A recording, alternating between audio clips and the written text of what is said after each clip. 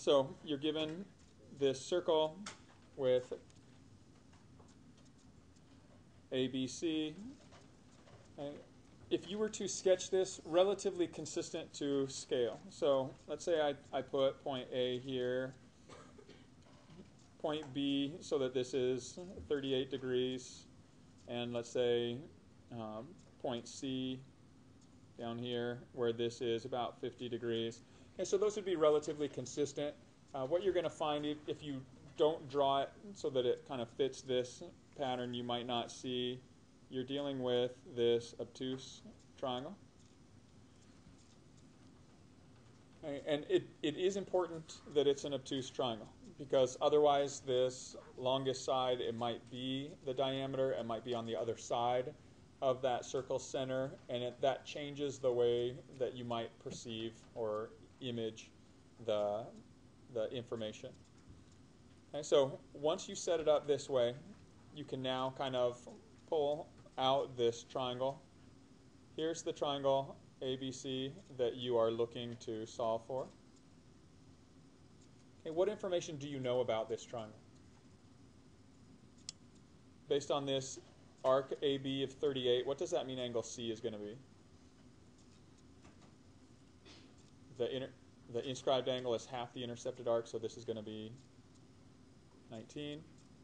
Angle A is half the intercepted arc of 50, so it's going to be 25. And then if you add those together and subtract them from 180, you get your missing angle here. Angle B is 136. So that's all you know from the triangle ABC, which is the one that you want to find the area of. Okay. So in order for you to solve for the area, you do need to know a base and a corresponding height. Well, anytime you're given an obtuse triangle, easiest thing to do is to use the longest side as your base and then find the corresponding height to that. Okay, so if we think of this as your base and your height, we need to find AC, and we need to find this distance, this perpendicular from point B to AC. And that's going to give us the measures that we're looking for. Okay, there's a couple different ways to find B. The way that I'm going to show you involves the law of cosines, just so you can solve it using the law of sines. But I want you to get practice using both of the different calculations. So I'm going to do the law of cosines.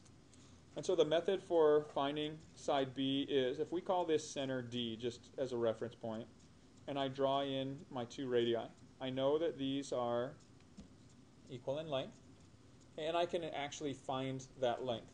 And I can do that by taking my known area of the circle.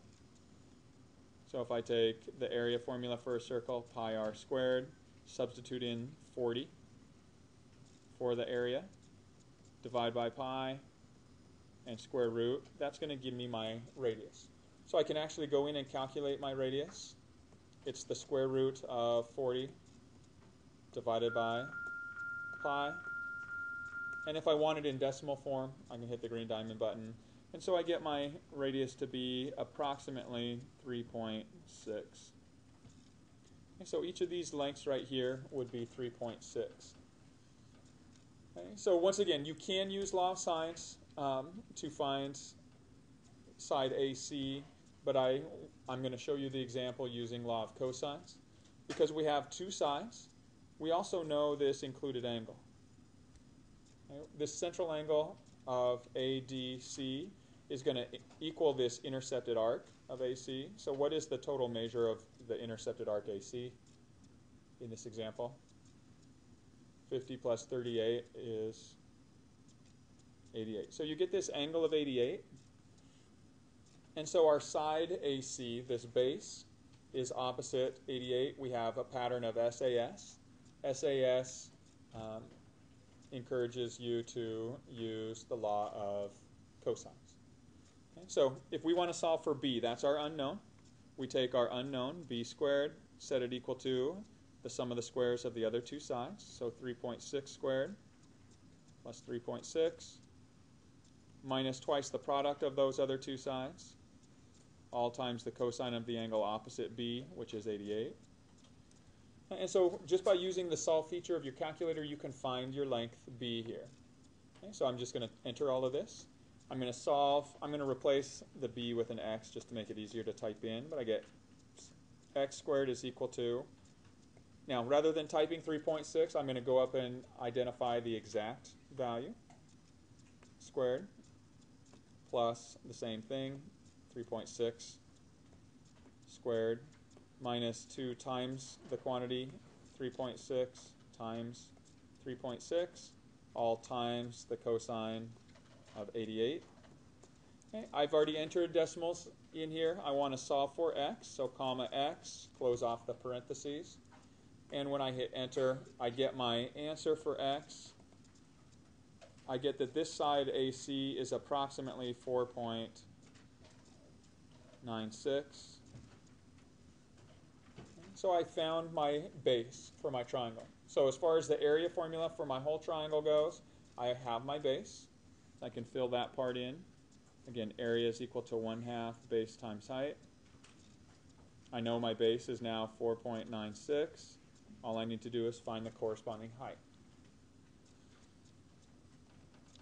All right, now I'm going to need to use this base again. So what I'm going to do with this base here is I'm going to highlight my value, hit enter just to pull it into this display line, and I'm going to delete all the pieces other than the value itself. And then just hit enter, and the reason I hit enter here is it just enters it on its own line, so I can refer to it any time and get the exact value just by highlighting this line in my display.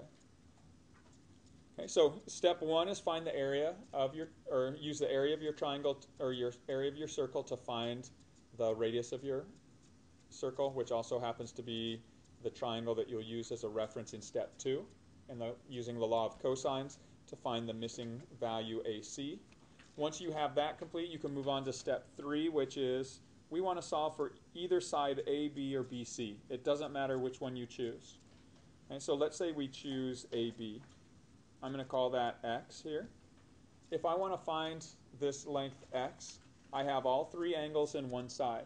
So the patterns that refers to is either ASA or AAS. And which law can you use for either of those patterns? Law of sines. So we can use law of sines to find this side x. So we know that x over the sine of the angle opposite it, 19, has to equal our known side, 4.96, over the sine of the angle opposite it, 136. And so once again, all I have to do is solve this equation for x to find my measure here. Okay, the easiest way to solve this, you can use the solver, but if you just multiply both sides by sine of 19, that isolates your x. So we take 4.96, which is already my running total here. We multiply it by the sine of 19. We then divide that by the sine of 136. And when you hit enter, you get your side length here to be about 2.3. Okay, so that's your third step. So first step, find the radius by using the area formula of the circle. Use that to help in the second step, which is law of cosines, to find your missing side AC.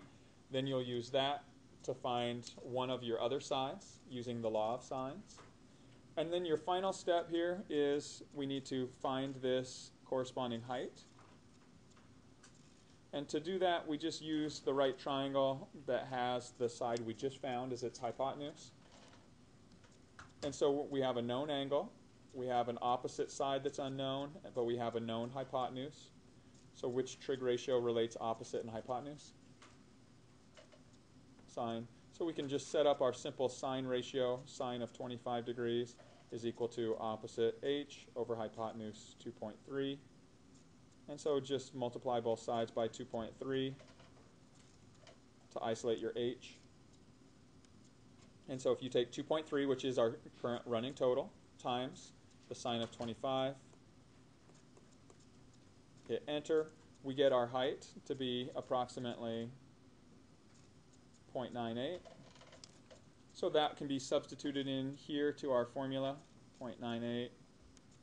And now you have all the information to complete your area. You simply type in your area formula, 0.5 times 4.96, so we can go up and highlight that value. times the height that we just found, 0.98. Hit enter, and we get our total area in this particular case for the triangle, which would be 2.43 square centimeters, or whatever the units happen to be. Is everybody able to follow that process? Again, I tried to break it down as much as possible. It's kind of 4 steps, and then you can solve.